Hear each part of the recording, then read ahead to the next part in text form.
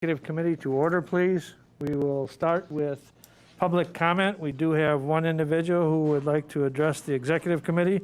That is Steve Frazier, 7102 Evergreen Street, Schofield. Mr. Frazier, if you would, please.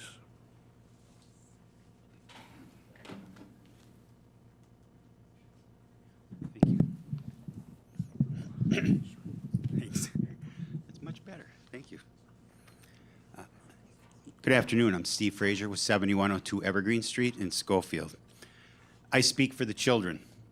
I refer you to the handouts I just gave you, which are public social media posts from the Health Department head, Laura Scudera. As a social media influencer, here are the issues as anyone versed in social media would tell you. The post is worded, just so you know, you can get vaccinated and not tell anybody. It can be your secret. In context, this may be perfectly innocent. Of course, many of us believe that this is a private decision. However, the globe at the top of the post indicates that this is a public post, meaning that anyone on Facebook can see it, whether they are friends with her or not. The big issue comes next. Francis Carroll comments, and if you're underage but need help and support to get your vaccines as soon as it's legal, I can be your person. Then Laura liked that comment.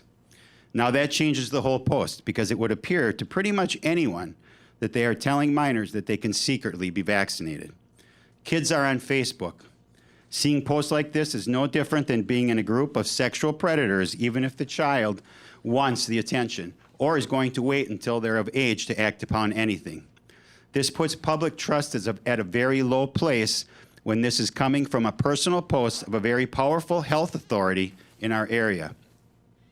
And for good measure, I included a flyer emailed in mid-July to the DC Everest School District teachers. There were probably other districts as well. The flyer was shown to an Everest School Board member and a senior administrator, and both said they had never seen it. This happened from a Saturday to a Monday. I checked the website on Saturday to verify, and it was front and center. Coincidentally, on Tuesday, it was gone, never to be seen again.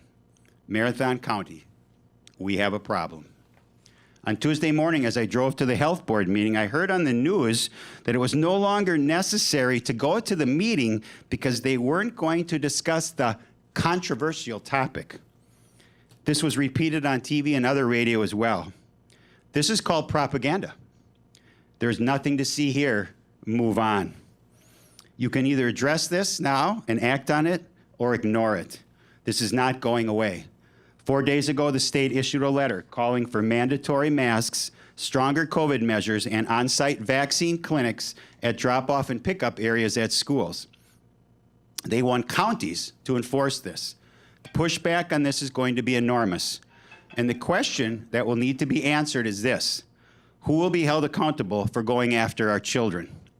We will fill this building to stop this. We are not going away, and we will be vigilant. I will leave you with this quote from my daughter at the meeting Tuesday morning. If you were us, would you trust you? Until next time, God bless. Thank you. No other individuals have registered to public comment, and so we will move on to item number 3, approval of the December 9th, 2021 Executive Committee meeting and the December 2021 special meeting minutes. What is your pleasure? Motion by Vice Chair McEwen and a second by Supervisor Mask. Is there any discussion? Any discussion on the approval of those 2 meeting minutes that were in your packet? Seeing none, we'll proceed to vote. All those in favor of that motion to approve the December 9, 2021 Executive Committee meeting and the December 21 special meeting signify by saying aye. Aye. Aye. Opposed, say no. Motion carries. Thank you. And we'll move on to item number 4, policy issue for discussion and possible action. Item 4A, a discussion and recommendation for filling Supervisory District 12/13 seat. And I'll explain to you why I listed it as a multi-district, because technically District 13 is the vacancy. District 12, though, with redistricting, is now part of the new district that was 13. And we also have currently two individuals who have circulated nomination papers and have successfully acquired in excess of 50 signatures, and two individuals will be on that ballot.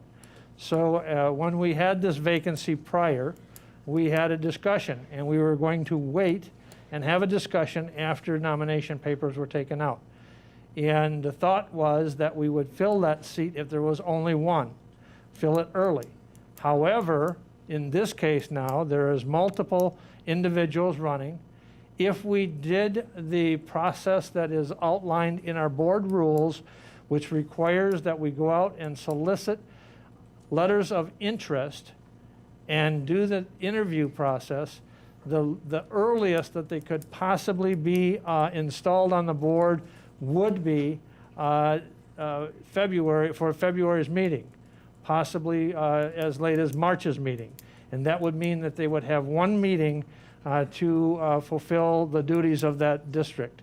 And so I leave it to this committee to make a decision as to whether we leave that seat opened and allow the voters to select that representative for that district, or do we go through the process right now? Because the other option is a special election, and there will not be the ability to have a special election in time. So I throw it out to the committee for discussion.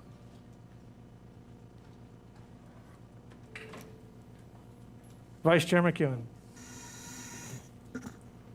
Thank you, Mr. Chair. Because of the limited time period, even if we decided to move forward, like you said, and appoint somebody, it would be 1 month, possibly 2. And I agree with you that I think we leave it up to the voters to select the supervisor that's going to be in that district representing them, because there are 2 people that are now candidates for that position. So I'd recommend, leaving it vacant until the election. Thank you. Others? Supervisor Butke, go ahead. I would concur with that, and do we need a motion to that effect, or? I would first, if there's any other comments, and then, yes, we could entertain a motion. I would like the direction official by this committee. Sure, all right. Anybody else have discussion?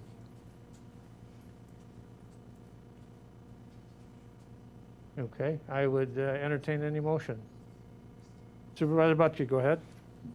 I move that we keep the seat open until the April election. Is there a second? Second by Supervisor Robinson. Is there any discussion on that motion? So the motion is to leave the vacant seat, the supervisory district for Supervisor Sly's vacant seat open until the election, especially in light of the redistricting and the redistricting of that district in particular. Any further discussion? Okay, seeing none, all those in favor of that motion signify by saying aye. Aye. Aye. Opposed? No?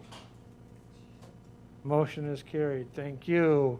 We'll move on to item B, update on the 2021 administration's work plan progress and overview of the 2022 administration's work plan draft. So I will turn it over to the administrator to give a 1,000-foot level review of the work plan, previous work plan, 2021's plan, and an overview of the 2022 plan. Thank you, Mr. Chair. Good afternoon, everyone. Within your packet, as referenced by Chair Gibbs, you do have 2 documents.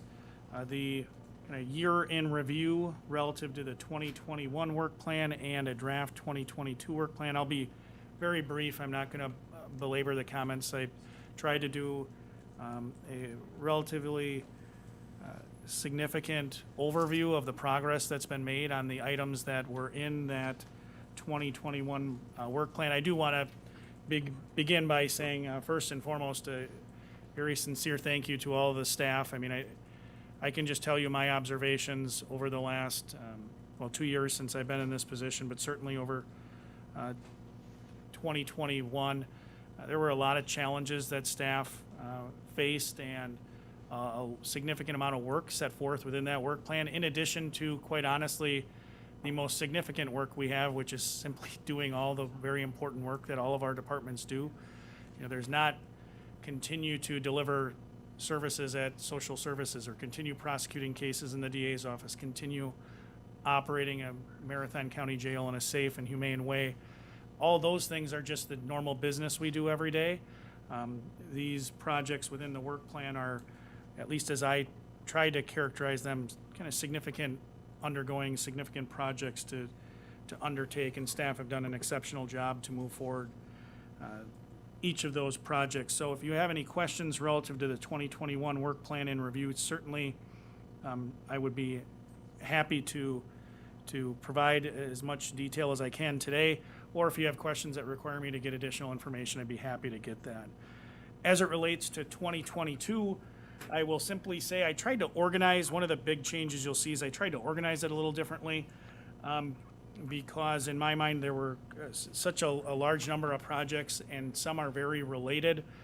I tried to make an improvement in the way we lay out that information, and I grouped them into a series of categories. First, you'll see is facilities related projects, and there are a significant number of facility projects. I know I've made a couple of presentations to the board. The board is very familiar with a lot of those projects, what I'll broadly term as several related to consolidation. Our work at North Central Healthcare at that campus, the Lakeview campus, continues. That was approved by the board certainly a number of terms ago, and we will wrap that work up in 2023. So that's a pretty significant project, and I tried to, again, give you an overview of where we are relative to a lot of that facilities work.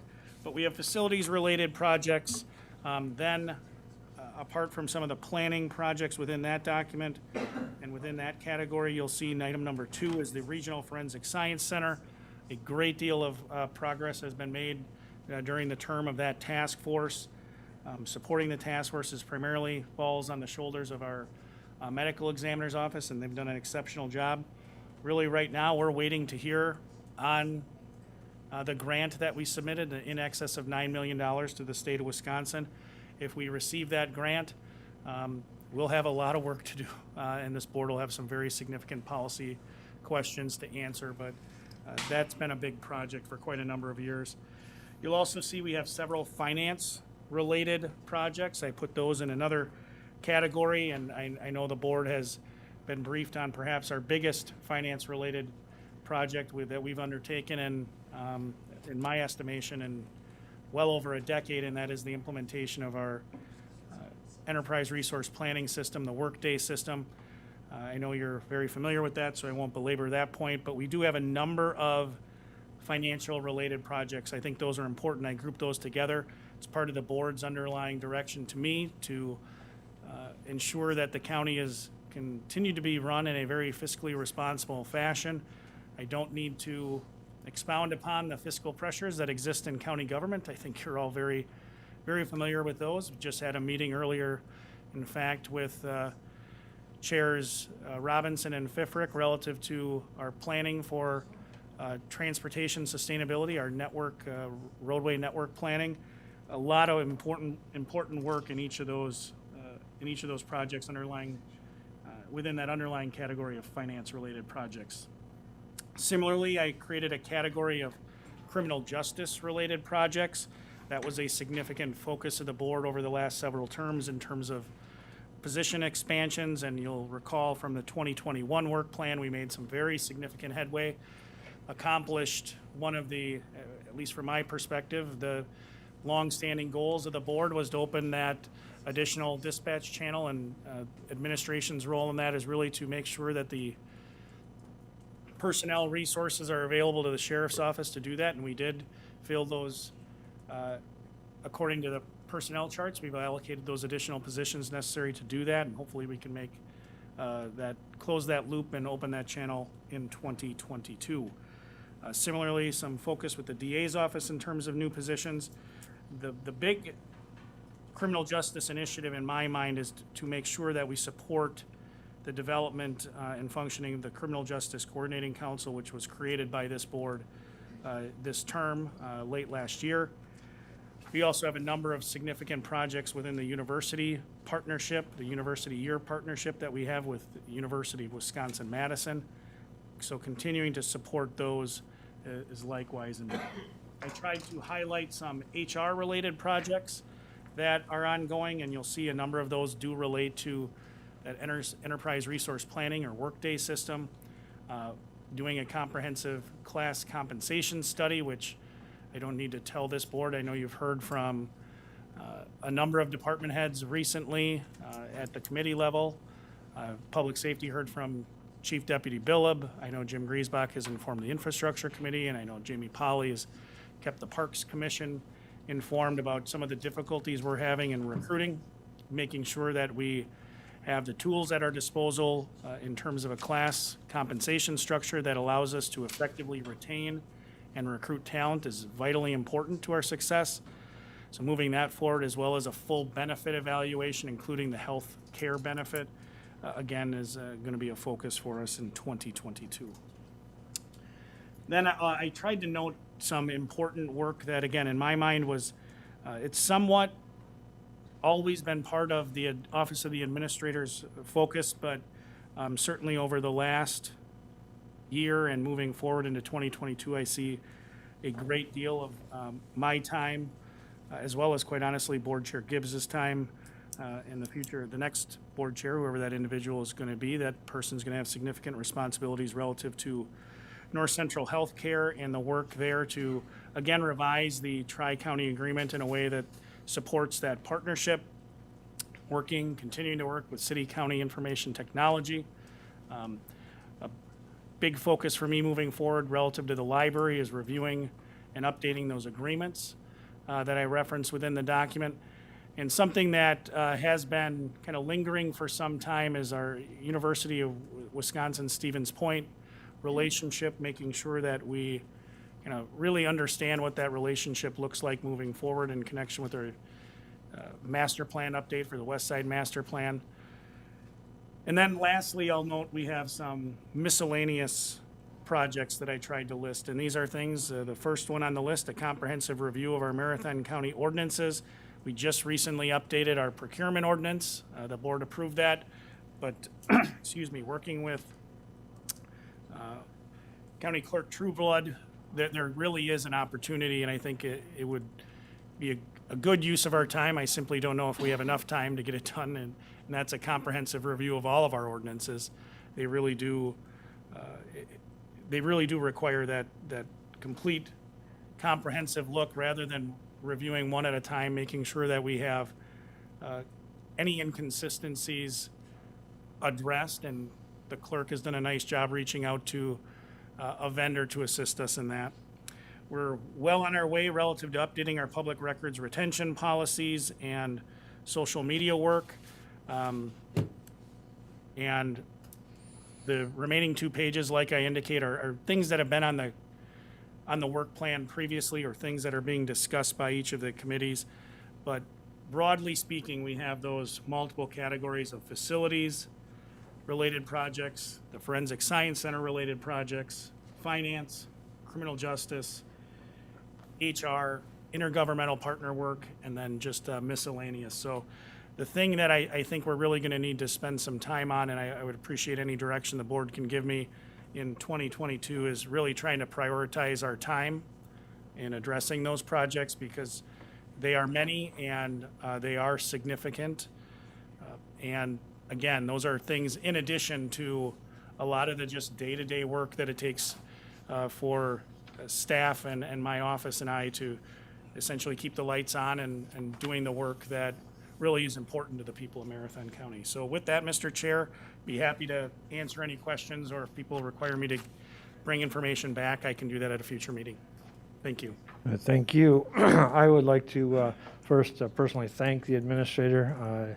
If you look at the 2021 work plan and look at the number of projects that are on that list, over 30 projects, and yet we still are short in that department, the administration department, still does not have a deputy administrator, and yet we completed, through their efforts and administration's efforts, completed 8 projects. And I know that the 2022 list is quite significant, but I do think, as we did last year, I think what we will do is we will go through a prioritization process that the executive committee will provide some prioritization to the administration, at least until we hope at some point get that deputy administrator position filled and get some assistance in for the administrator. So with that, I open it up to the questions or comments from the executive committee. Any discussion? Any questions, any comments? Mr. Robinson, Supervisor Robinson. Thank you, Chair. I assume that then we'll go through a ranking priority like we did last year with us giving our top X number of Correct. projects. When will that happen? Well, we just seen it today, so we just seen the first draft, and I think there'll be a time that we'll look to see if there's any additions or corrections or subtractions. So I would like to give that to each of the standing committees. We'll get it to the full board and then solicit that input for the first part of February, and then we'll do the ranking in March. Questions? Thoughts? Okay. Thank you, Administrator Leonard. We will move on to item C, authorization to participate in the Uniquely Wisconsin program offered through the Wisconsin Counties Association and Discover Wisconsin. I would offer it to Mr. Leonard to give a brief overview. You have seen this, and one of the committees, at least the Education Economic Development Committee, has taken this up. HR Finance is going to be taking it up next week. Thank you, Mr. Chair, and I will try to be brief. There is information in your packet, and I know a number of you actually attended the Wisconsin Counties Association conference where this program was discussed by Mark O'Connell from Wisconsin Counties Association, as well as Josh Schoman, the current president of the Wisconsin County Executives and Administrators Association. Essentially, the Discover Wisconsin, Uniquely Wisconsin program is just that. It's a partnership with Discover Wisconsin Media and Wisconsin Counties Association.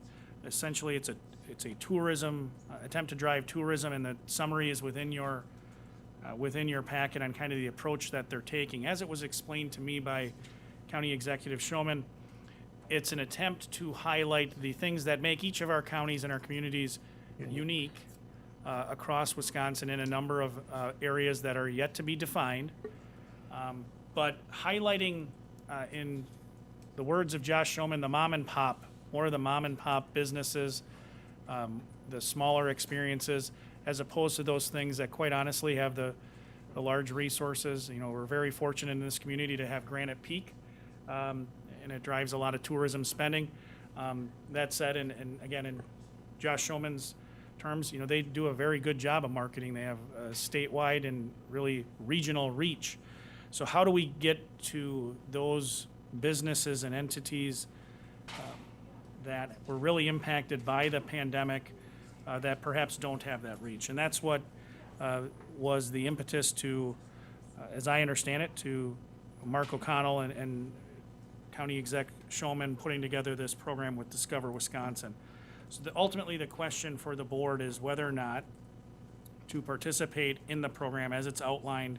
And I put in the packet a draft contract that I did receive from a representative from Discover Wisconsin that again outlines what that program looks like in terms of network media presence. It also has some docu-series components, a social media component, a podcast component, and a digital component. Whether or not Marathon County would utilize some of its ARPA funding for such a project. I have been advised by County Executive Schoman that a number of counties, I believe he referenced 8, had already signed on to participate in a first batch that they were attempting to get 10 counties to participate in. A number of the counties that he referenced were La Crosse County, Portage County, Washington County, and Rock County. To, again, proceed with that first round of the Uniquely Wisconsin program. I have had a preliminary conversation with Tim White, the new executive director of the local Convention and Visitors Bureau. He's indicated to me that he would like to participate in a partnership with the county if the county is willing to participate in this project, and that he could essentially allocate $10,000 to that endeavor. I'm going to have some additional conversations with him. He had to speak with his board, but haven't been able to do that to this point. But that being said, the total cost of the program as it sits within the agreement is $60,000. If you take the $10,000 from the Visitors Bureau, if that were to be pledged toward the project, that would mean we would have $50,000 of ARPA funding that we would allocate to that should the board direct me to make that a priority and enter into that agreement. There's certainly a lot of details of this that would need to be finalized, but I want to get some direction from this board whether or not you want me to do that. Keep working toward that partnership, and essentially whether or not to sign that memorandum, that contract, and work through that process. And then again, I'm happy to answer any questions. I will indicate, like I said, there's a lot of this that I think still needs to be flushed out. But the program was discussed at the Wisconsin Counties Association conference, and I wanted to make sure that the board was fully aware of the opportunity before it. Thank you, Mr. Leonard. So I throw it out to the committee for discussion and/or possible action or recommendation to the full board as to whether or not we are interested in participating. Vice Chair McEwen. Thank you, Mr. Chair. Unfortunately, I can't see it on my iPad. It's not working, but I remember the presentation from HR Finance and what I looked at previously. The $60,000, is that a one-time payment, or is there going to be like updates that just, or is it we pay the $60,000 and we're in for how long? I don't remember what the contract said, or. My understanding is that the terms of the agreement, it's a one-time $60,000 Payment. contract, and the contract covers the general terms that I referenced, relative to broadcast, social media, docu-series, podcast, and digital media. Thank you. So, yeah, it says total cost, but will this be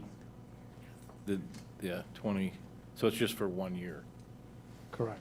It's Correct. for 2022. Okay, thank you. If I may, Go Mr. ahead. Chair, just to clarify, there are a couple of provisions within the contract. If the term of the agreement, as I understand it, again, is when you look at the broadcast component, you get the professionally produced, commercial-free episode, where Marathon County would be highlighted in a several-minute portion of it. However, if you do look at the airtime that they pledge under the agreement, there is a term that it calls for videos to be broadcast and delivered on any new platforms that are delivered within 5 years. So your specific question about how long is the agreement, they would have, in a couple of various points, an obligation to continue to deliver the content that comes from this for a period beyond that 1 year term.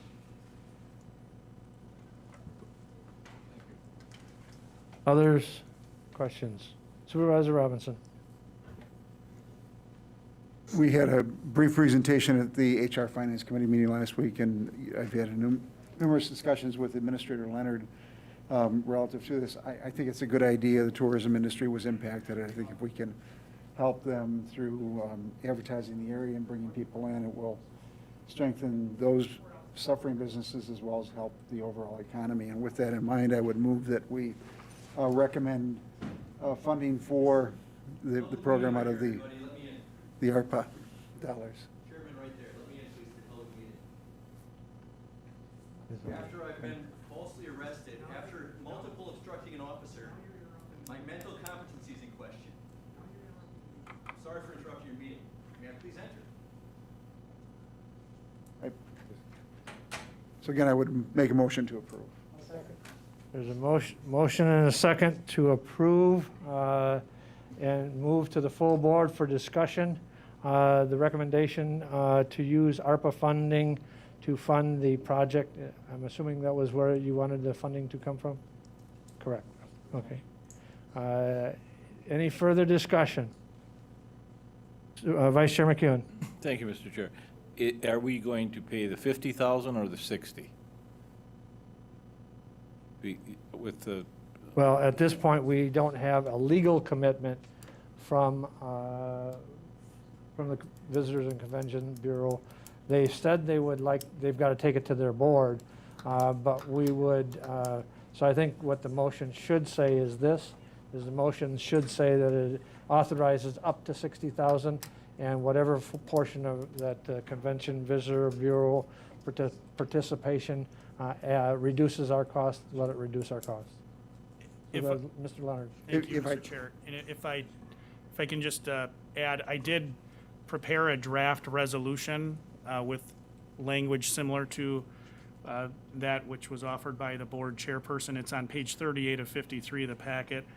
But in light of the uncertainty there, I did draft it to indicate that the Marathon County Board of Supervisors authorizes the participation in the Uniquely Wisconsin Tourism Campaign at a commitment of no greater than $60,000 using American Rescue Plan Act funding. Be it further resolved that the county administrator is empowered to further engage the local convention and visitors bureau to partner in the development of the campaign, including the potential sharing of participation expense. Does that clear it up, Mr. McEwen? Vice Chair McEwen? yes, thank you. Okay. Okay, any other discussion?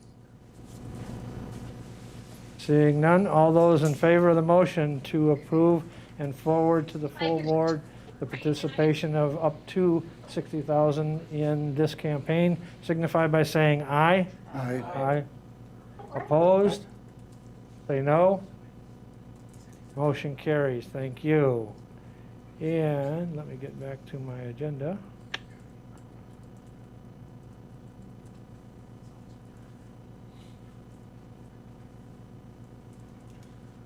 Okay, next item is 4D, authorized to lease space with the Community Partners Campus. I'll give you a little bit of a background.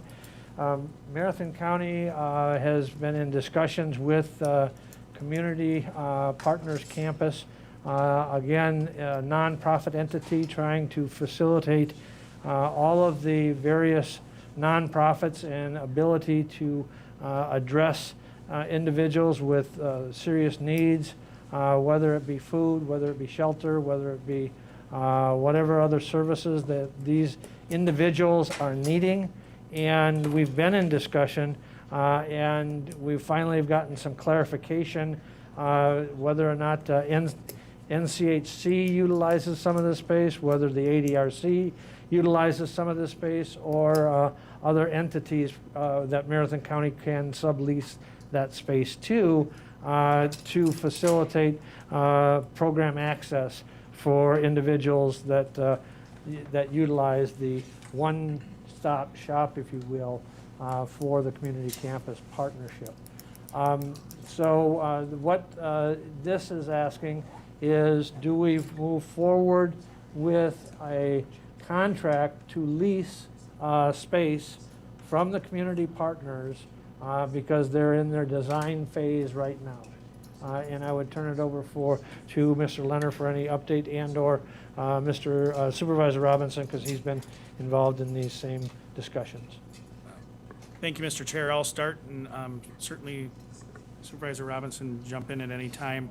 As the chair indicated, in terms of background, the Community Partner Campus has been an effort that's been ongoing for quite some time. In fact, the full board did have a presentation, you'll recall, from Brian Gumness, Kevin Noel, and Dave Bliven on that project, and all of the various nonprofits that it had planned to locate on that space, which actually is simply just probably a par 5 down from the courthouse here in the city of Wausau. But Blessings in a Backpack, Catholic Charities, a free clinic, the Neighbors Place, North Central Community Action Program, the Wausau PD's CART and victim response units, as well as the Wausau area mobile meals, were all some of those initial partners that have expressed interest in space. And as Chair Gibbs referenced, they are in their design phase. They also had contact with representatives from North Central Healthcare about utilization of space. And I was contacted by the executive director of the Community Partner Campus, Carrie Logeman, about whether or not the county would be interested in leasing space. And I learned a little bit more about the campus, and I had some discussions a couple of months ago with a couple of department heads. At the time, Jeanette Arms from the ADRC was interested in examining whether or not staff could be periodically located there. Had some conversations with our social services and some other departments. But essentially, the opportunity that I see, the potential alignment that I see, is you have a lot of individuals that are accessing, as Chair Gibbs referenced, a lot of services. If you look at the work that we do within the Department of Social Services, for example, we do eligibility determinations for things such as the health insurance marketplace, Medicaid or medical assistance, food share, kinship care, the Wisconsin Home Energy Assistance Program, and ADRC does a similar battery of work for individuals that are elderly or disabled. And tying people, getting people linked to services is a big part of the work that we do.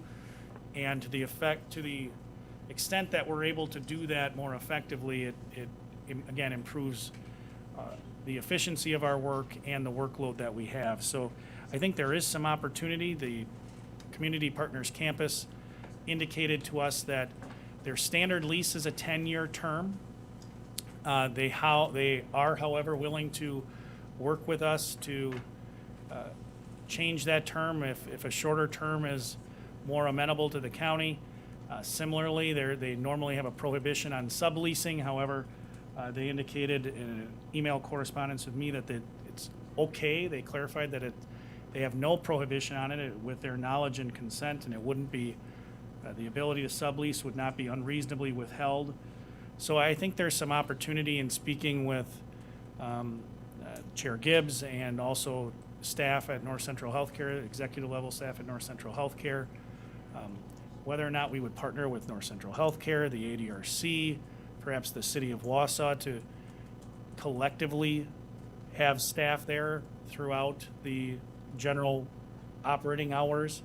I think it's something we could look at if the board wants to move in that direction. I know there's been discussion about how the board could support the efforts of the Community Partner Campus, and again, this opportunity is one that I wanted to bring to the executive committee to make sure the full board was aware of it.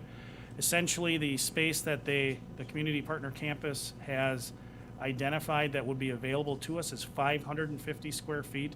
I tried to include two documents, one an overall site plan. It's relatively difficult to read, but you'll see an overall site plan of where those various nonprofits are located. The 550 square feet that they've indicated that they would make available for us is at a cost of $7.80 a square foot with an annual lease payment of $4,290. So in the grand scheme of the Marathon County budget or the ARPA funds that you were allocated, not an overly significant amount, regardless of whether it would be a 10-year term or a shorter term. I certainly would have some more work to do. If you would like me to evaluate the use of ARPA funds for that purpose, those initial questions, and I haven't had the opportunity to dive into those yet, would be what eligible category exists, if at all, if one does, other than revenue loss. Certainly under the revenue loss provision, I think this would be an expense that is not prohibited by state statute or any of the federal limitations on ARPA use. That is the renting of space. It appears to me to qualify at least for that revenue loss category, but I could do some additional work to figure out if one of the other eligible categories does qualify. And then also, really the primary question I'd have to look at is the eligible time period. Again, as you all know, under the American Rescue Plan Act, Funds need to be encumbered by the end of 2024 and essentially spent and projects completed by the end of 2026. There is a question in my mind of how a lease would interplay with each of those requirements. So I could do that additional work if you're interested in me doing so, but simply wanted to bring the information to you. I know it's not developed fully, but that's just the nature of the information I have. It's the best information I have right now, and certainly any direction you would provide would be appreciated. Supervisor Robinson, go ahead. Again, this is a unique opportunity for us to show our support for, I think, a truly worthwhile community effort. And by entering into the lease, we would show our commitment to the concept and add value as a tenant, paying for the maintenance cost and the upkeep cost of it. I think it's important that they stressed how important it was to have the county as a tenant, with the hope that there would be services through North Central Healthcare. But I think that there are opportunities for us to look at the Department of Health providing services, whether it's Start Right or others with some of those targeted populations, the Veterans Service Office, the ADRC, social services, things like the coordination of the 8521 transit service for the elderly handicapped people. But there are unlimited opportunities, and I think that this is again an opportunity for us to advance. I think what we're hoping to get today is an indication of support for the concept, and with the understanding that we would continue to look at funding. If we did approve it with the use of ARPA, we would have 5 potential years covering that initial list between 2022 through 2026. We could use those funds to pay for it. Clearly this would help those people that are disproportionately impacted by it, potentially serve people with behavioral health issues, all which are eligible expenses. And I think it's a very worthwhile project. And again, the community partner campus supporters view the county's role and participation as critical. I throw it out for questions and/or comments. Vice Chair McEwen. Thank you, Mr. Chair. I think this is, a worthwhile cause. The only thing is with all the vacant facilities and buildings that we have, we don't need this. We're just doing it to be a partner. The facility, we don't need the space. We have plenty of space that we could utilize on our, facilities. So I'm just questioning, is this just a donation to them? Are we going to really utilize this space? Is there going to be need for it? And if so, the space that's being utilized, is this going to be eliminate some areas that we don't need in facilities now? Just to throw it out there, because I definitely know we don't need this space. We have plenty of space in the facilities that we have. So thank you. Sure. Now, I'll comment first. I know that, physical space that Marathon County has various areas and have vacancies in various areas. The difference and the uniqueness of this is this. And in the community partners concept is to have a one place, one-stop shop for individuals. Initially, it was contemplated that there would be mental health treatment potentially from North Central Healthcare. There's some things and some challenges on that front that are still being looked at. So but the difference between having the ADRC having space and social services having space and even transportation having space in different areas of the county. The individuals that are utilizing the food pantry, for example, this provides them potentially one place of access, one point of access, rather than trying to find transportation to various entities and various county facilities throughout the county facilities wherever those services are located. So that's the distinct difference. So it's not just a donation. It clearly is space that would be utilized. It's not really known at this point as to who's going to be occupying exactly what, but the discussions are happening at NCHC in discussions with the medical director, along with, I think discussions are taking place at the ADRC, along with the social services. So, and I think there would be a potential combination of entities utilizing the space as a one-stop shop.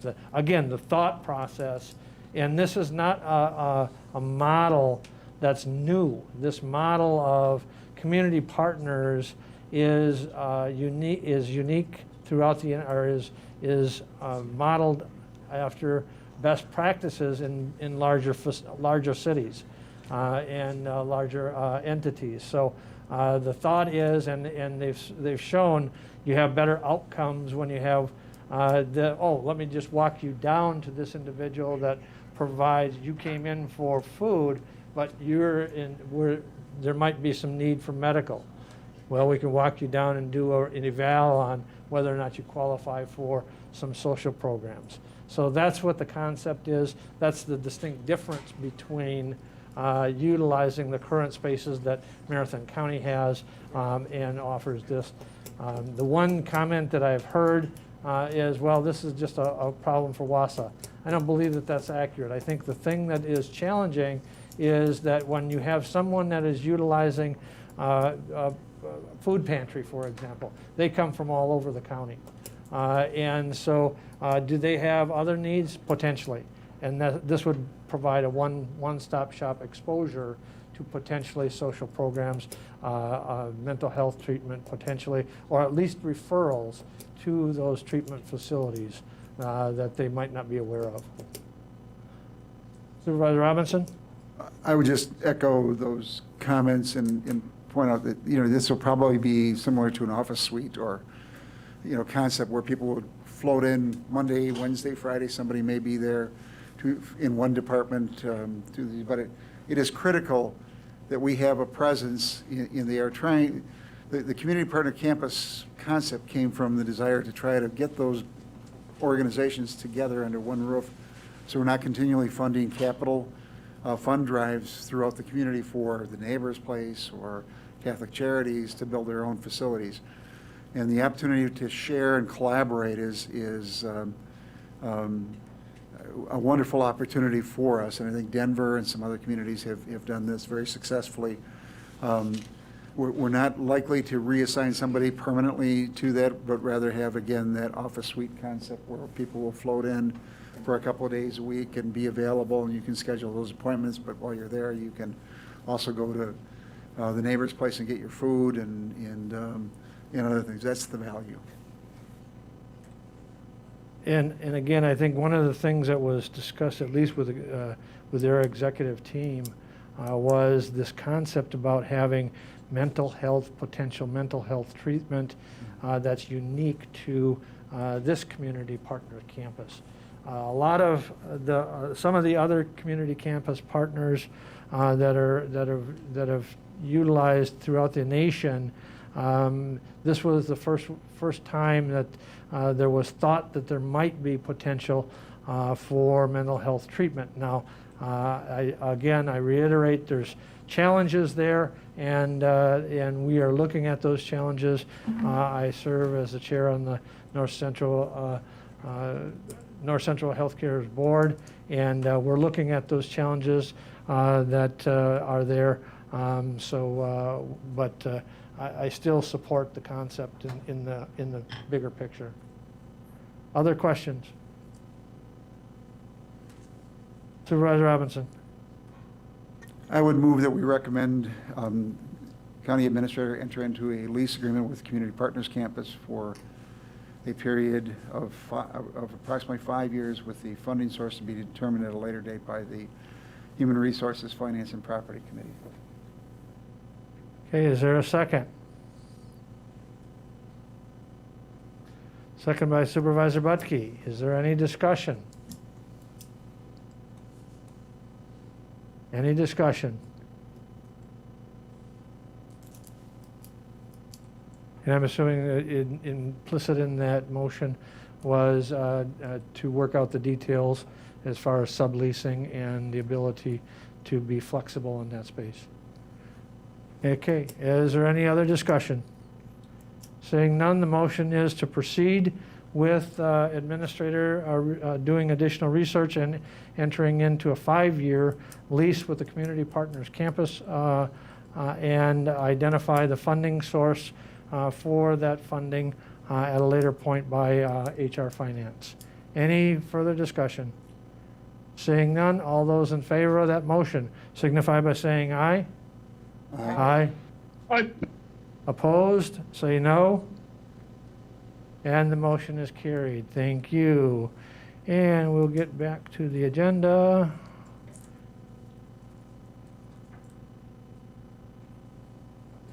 And we move on to operational functions required by statute, ordinance, or resolution. None.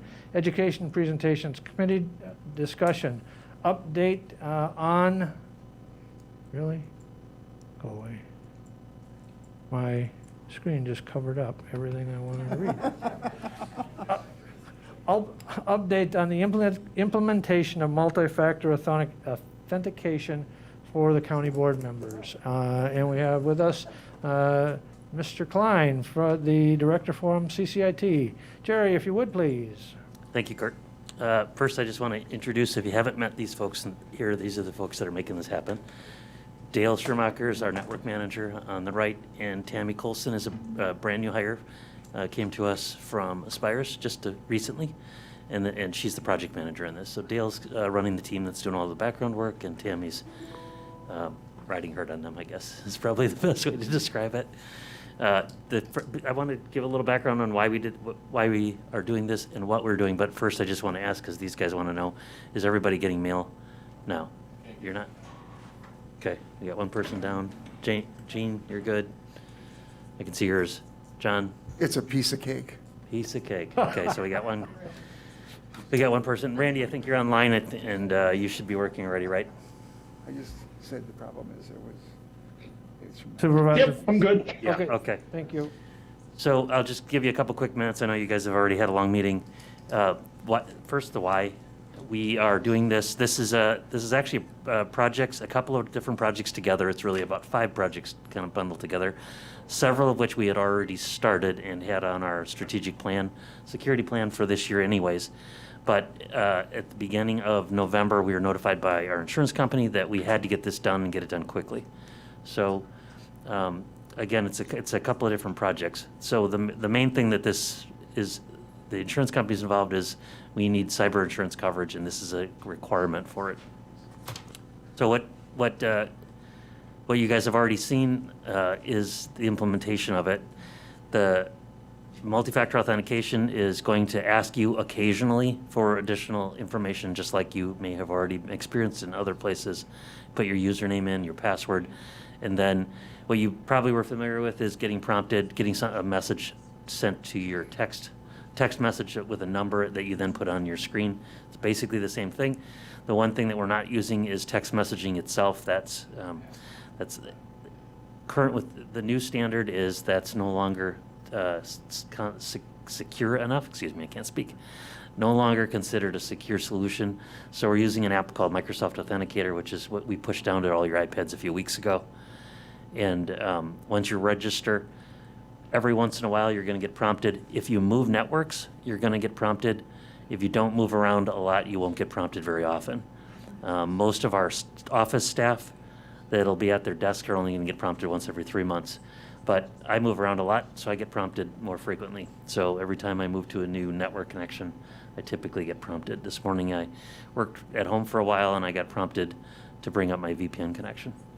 So the people that need this are anybody that accesses our mail remotely from a phone or from a website. Anybody that accesses our Office 365, their mailbox when it's on Office 365 from inside our network.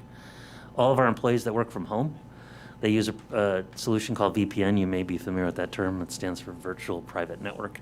So any of our employees working from home, they'll be using this technology to bring up their connection to us. And Also, a few people, we have some odds and end people that use a website called Portal to get access to things like their pay stub, and it applies to them as well. The challenges that we run into are the law enforcement folks use a messaging tool called JBuddy that's been kind of a bane of our existence for quite a while already. And it was incompatible with the way that we had the naming structures for the law enforcement folks, so we're stalling a little bit with the sheriff's department. Dale's team is actually rebuilding that server with a newer version of that product that we hope to have done. I think we're getting the license on Friday to have that up, so we're planning to do that. On Tuesday next week, Dale's going to push a button on our website, on the Microsoft Cloud, that says everybody is enforced for modern authentication. That's the time at which everyone, if they haven't registered, they're going to start getting a message. They're going to get that message for 14 days. You guys are all registered, so you won't see any messages. But employees that we've asked in to register that haven't yet will start getting the message, and they'll have 2 weeks to comply. The following Monday, we will be enforcing it right on Monday for all remote access via VPN. And then there's one other project that Dale's team's working on, and that is to secure what are called privileged accounts. Those are the accounts that his team uses to log onto our servers to do administrator work. And they're implementing a tool called Duo for that. So that'll be done about the same time. Our hope is to have all of this stuff wrapped up the last couple of days of January. One thing that has caused a little bit of challenge for Lance and I, is we are strongly encouraging people to use their personal phones and put the app on their personal phones. Not everybody has embraced that. So we've also offered a hard token for it. What I've been telling people is, I can't make you use your personal phone, but I'm telling you I've used the phone app and I've used the hard token, and the phone app is just a much better solution. Everybody has their phone next to them almost all the time now. It's pretty much literally attached to people's hips. And it's a much better experience. The hard tokens are little chiclets about this big. They're fragile and they're easy to lose. So, but we do have people that have to use those. So, for example, jailers are not allowed to carry their phones for obvious reasons around the jail itself. So if they need to do mail when they're up at the front desk in the jail, they will be using the hard tokens. So we'll have about, probably, Dale, you think we'll probably end up with about 300 hard tokens in use for sure? Oh, yeah. We're in that ballpark, and out of the about 2,200 accounts that we manage. Lance, do you want to add anything? Lance was an early adopter, and I appreciate that. You want to add any commentary? No, and I'm sorry I stepped out for a minute, but one other challenge that I think everyone between the city, the county, North Central Healthcare, and Jerry's team at CCIT, those hard tokens, like many things that we're trying to procure right now, we've been having significant difficulty relative to supply chain. So the last I heard, we have been earlier able to get what we've ordered now, thankfully, but I was a little nervous about doing that. So just today I heard we got some more after about in the late afternoon, right before this meeting. But that's a real concern that we have, is that if we are not in a position, Jerry talked about asking people to utilize their personal phones, and I recognize and appreciate that that's an ask. But I don't have and North Central and the city doesn't have the luxury of being able to say, hey, we have 2,200 hard tokens. Yeah. You can use this or your phone. So while insurance is driving the need, I mean, we have to, this is my judgment, one of the things you expect me to do as your administrator is to protect the financial viability of the county, and ensuring that city-county IT has cyber insurance is in line with that. So this is painful. We had planned on doing this later in 2022, but when the insurance companies gave us the information Jerry referenced, we had to move up that schedule, which change is painful. It's sometimes challenging. It's even more challenging when it's fast. And Yeah, this is but fast. the good thing, Lance, is everything we're doing is excellent work. We will be better organization for it. They're not asking us to do anything that didn't already make sense to us to do. It was just a lot of work. Yep, and I think that's one of the messages we've been trying to hammer home. And the reality is, and Jerry referenced this, many of many of you, I'm sure, are familiar with this every day. If you want to purchase something on Amazon from a device that is not yours, it will ask you if you are who you are. Right. Because this is the gold standard. Two-factor authentication, multi-factor authentication is the gold standard in a wide variety of industries. And there are a lot of counties throughout north central Wisconsin even that have implemented this. So this is nothing unusual. And to Jerry's point, I think Jerry's team is doing a great job. But there will certainly be bumps along the road, but I appreciate all of you being here and helping us push this down to your devices as well. Yeah, with respect to the county board, then the rest of the county board will be pulling through this on next Thursday. You guys I appreciate that you guys were able to be guinea pigs. I know that you're all in leadership positions, so I thought that was important because you can pass it on to other people what's involved and what's like after it's installed. Okay, questions by the committee? I want to personally extend my sincere thank you to Jerry and his staff for being put in an awkward position with the workload. Again, I sit on the CCIT board, and this was contemplated for 2022's work plan. However, it wasn't contemplated in December of 2021 and January of 2021. And I want to thank the project manager that we have with us today and her staff and the great work that they're doing, and thank them for all the extra effort because it's been interesting. Yep, it's been a great opportunity for the team to work together, and they've done a great job. Absolutely. Questions by the committee?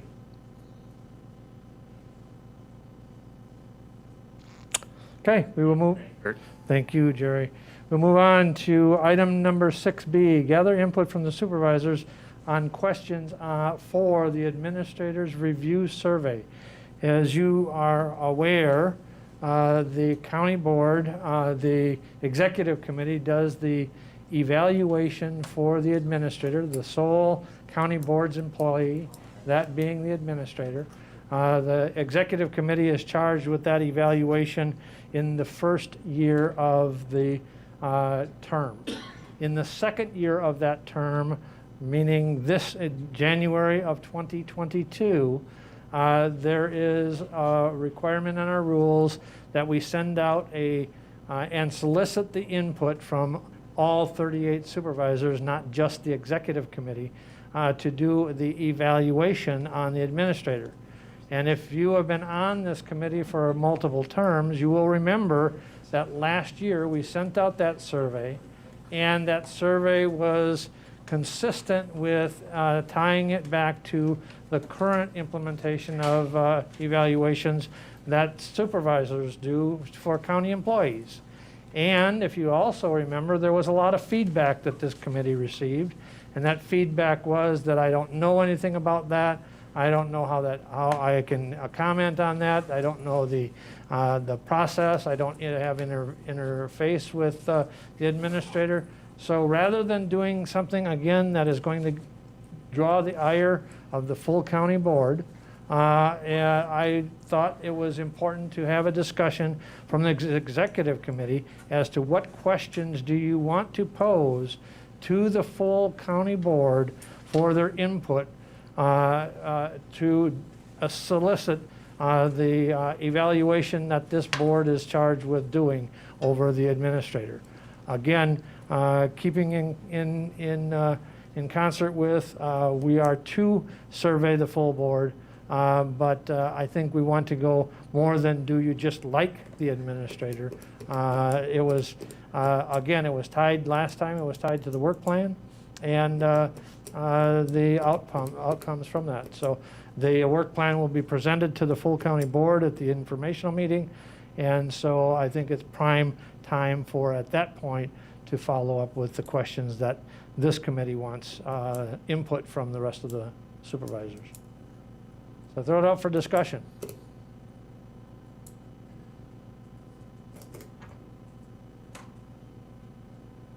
Everybody want to speak at once? Supervisor Robinson, thank you.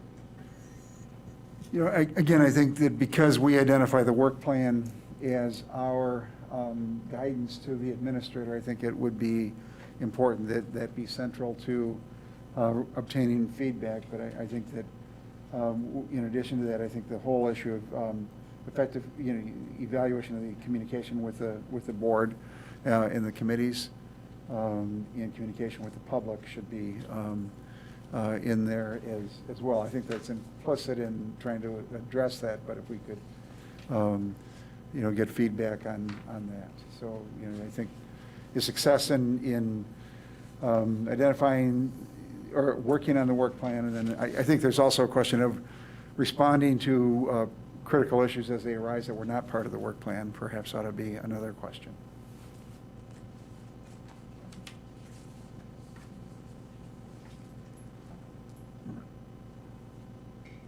Just making notes. Other input. Supervisor Mass, go ahead. Thank you. I cannot remember what was on the last one, but I remember there being an awful lot of questions. And I think if we keep it simplified, it would be a lot easier, and I think you'd get more positive feedback. Okay, thank you. Other thoughts?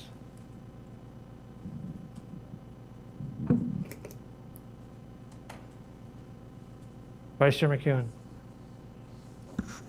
Thank you, Mr. Chair. I guess, are you referring to the evaluation that we had? This was 2020, correct? There was. It would be the 2021 that was shared with the full board, not the 2021 that was shared with only the executive committee. Right. And I think there was 18 questions. Correct. And the feedback that, that I received from people, and I even experienced it, is some of these questions they weren't able to answer because they don't have they didn't have the ability to work with the administrator. But what helped me with it was going through the work plan, and specifically, being able to evaluate what the administrator has done from the work plan. So I think Supervisor Robinson said we should, get the work plan out there. That, like I said, the 2021 and the 2022, even the 2022, the new one, what he plans on doing. But I think this would be reference to the 2021 work plan, correct? This is correct. This is correct. Okay, so like I said, I think, I don't know if we need to add 18 questions is a lot. And like I said, a lot of them didn't get answered, so that doesn't mean they're wrong, because certain people have different, contacts with the administrator, so. But yeah, I think the work plan should be involved in it. Other thoughts? So if I'm hearing, any, Supervisor Pfiffer, I'm sorry. Any thoughts there?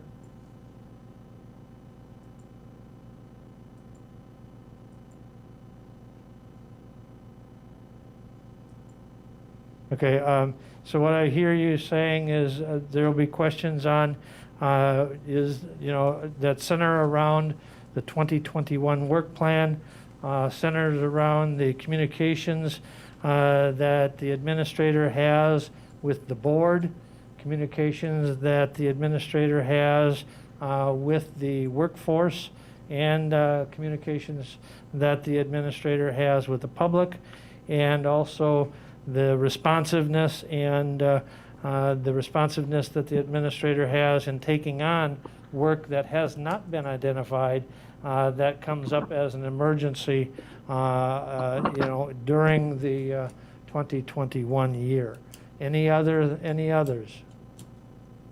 Chair, this is Supervisor Pfeiffer. Supervisor Pfeiffer, go ahead.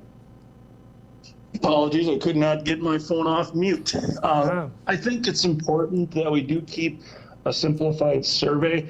At the same time, make it an opportunity for the supervisors that do get to work with the administrator on a more day-to-day involved basis, allow them to provide that more detailed input. Make it easy for the supervisors that maybe don't work with them to, if they can't answer a question, don't feel comfortable with it, make that an easy available option for them. Thank you. Thank you. I guess I failed to communicate that I thought the 18 question is that we utilized last year that we went to the full board would still be utilized by the executive committee, because the executive committee is the one, is the chairs of each of the standing committees, and are the ones that have the closest interaction, and the chair and the vice chair, obviously. I have very close interaction with the administrator on at minimum a weekly basis, and more likely daily basis. But I thought that we would utilize that for the executive committee, but I was specifically looking at trying to simplify it because of the feedback that we received from the other board members that goes out to the full board. Any others? I think I've got enough to guide as far as the questions, and again, I will get those questions. They will go out to the supervisors after we have presented the work plan, the 2021 status of the work plan, and status of those projects. The administrator will have to the full board in this next Thursday. So with that, we will go to the next meeting. Next meeting is scheduled for Thursday, February 10th. That meeting date is not going to work. I will, well, it will work. I just won't be here unless I try to run that meeting from DC. That will be NACO, and so 2 or 3 of the board members, executive committee, will not be here. Vice Chair McEwen, myself, and Supervisor Boots will all be in DC on the 10th. So if we could mark our calendars for possibly the 9th at 4 o'clock. So we'll move the executive committee to Wednesday, February 9th at 4 p.m. Any announcements? Seeing none, we are down to item number 8. What is your pleasure? Vice Chair McEwen motions to adjourn. Anybody else want to leave? Supervisor Butke with a second. Any discussion? All those in favor of adjournment signify by saying aye. Aye. Aye. Aye. Opposed? Say no. And you're welcome to stay. Motion is carried. We stand adjourned. Thank you, ladies and gentlemen.